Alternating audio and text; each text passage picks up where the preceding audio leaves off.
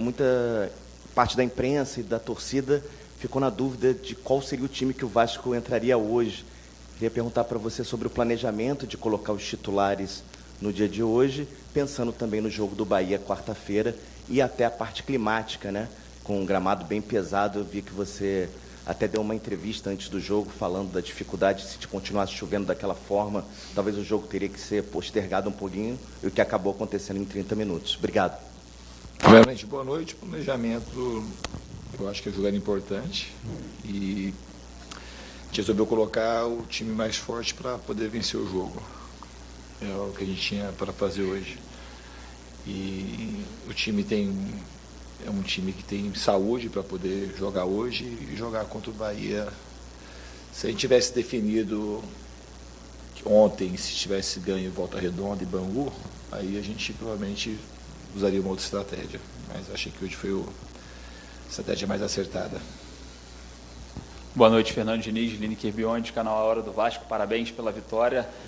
Voltando a falar sobre esse assunto, eu queria saber se foi um planejamento de evitar o Fluminense nessas quartas de finais do Campeonato Carioca e se esse reencontro com a vitória foi mais importante do que o cuidado com a parte física dos jogadores. Pesa mais amortecer esse momento da torcida em relação à insatisfação para a satisfação? Obrigado. O cuidado com a parte física a gente tem sempre. No ano passado a gente mexeu um pouco no time, dobramos jogos, em cima de jogos, tivemos pouquíssimas lesões. E não achei que a gente expôs os jogadores à lesão na quarta-feira por conta do jogo de hoje. Os jogadores vão aguentar bem. E é verdade que assim, a gente precisa vencer, por causa do ambiente fica melhor, da torcida e com respeito ao campeonato também, porque a gente terminou em segundo, a gente vai jogar em São Januário, então você pensar para frente, tem toda uma questão que envolve também até a parte física. Poder ter a vantagem de jogar aqui em São Januário dentro de casa, acho que é um fator também relevante que a gente pensou, uma das coisas importantes para a gente colocar o que a gente tinha de melhor hoje no campo. Evitar o Fluminense? A questão de evitar o Fluminense, a questão de fazer o melhor possível. Né? Se o Volta Redonda estivesse em primeiro, a gente ia usar a mesma estratégia. Diniz, boa noite, Thiago Tosse, parabéns pela vitória. Hoje teve a junção, né? O Vasco jogava bem, mas não vinha os resultados. Hoje veio a vitória. Hoje chegou a um nível que você quer para a equipe? Acho que o mais importante foi a vitória. O que eu queria era vencer. Contra a Chapecoense, foi uma das melhores partidas que eu fiz aqui no Vasco, com certeza. E a gente não conseguiu vencer. Hoje o campo não oferecia condições razoáveis para poder fazer um jogo parecido que a gente fez na quinta-feira. E a equipe soube se adaptar rápido ao campo e fazer o jogo que era necessário para vencer. E foi bastante contundente, feliz nas finalizações. A gente teve um número de chances muito inferior ao que a gente teve na quinta-feira e conseguiu fazer 2 gols. Gente, tudo bem? Bruno Murito, do GE. Queria te perguntar sobre 2 jogadores específicos. O primeiro, o Felipe Coutinho, que, pelo menos foi uma sensação minha, desde o jogo contra a Chapecoense, eu senti ele jogando muito mais próximo do gol, assim, e acho que refletiu nos dois empenhos dele, tanto na última rodada contra a Chape e hoje também. Queria te perguntar se isso foi uma instrução sua mesmo, de pedir para ele estar mais participando, mais no ataque mesmo, não voltar tanto assim. E também sobre o Brenner, né, que foi hoje um personagem da partida depois do que aconteceu contra a Chapecoense na quinta. Quanto que é importante, assim, deu para ver que ele comemorou muito, né, o gol, assim, comemorou com a torcida inteira quase. Então, se você conversou com ele ao longo da semana, depois da estreia dele, enfim. Do Coutinho, ele joga aonde é melhor para o time em determinados momentos. Né? Contra a Chapecoense, a gente conseguiu empurrar bastante a Chapecoense para trás, então favoreceu para ele ficar mais perto do gol. E sempre que puder, eu quero ele perto do gol. Em algumas situações, quando o jogo está muito travado, ele acaba descendo um pouco para ajudar na liberação do jogo. Em relação ao Brenner, o fato, contra a Chapecoense, tem um aspecto para a gente olhar pelo lado negativo, que é o número de chances perdidas por ele. E o lado positivo é de jogador artilheiro como o Brenner, ele sempre está em situações de fazer gol.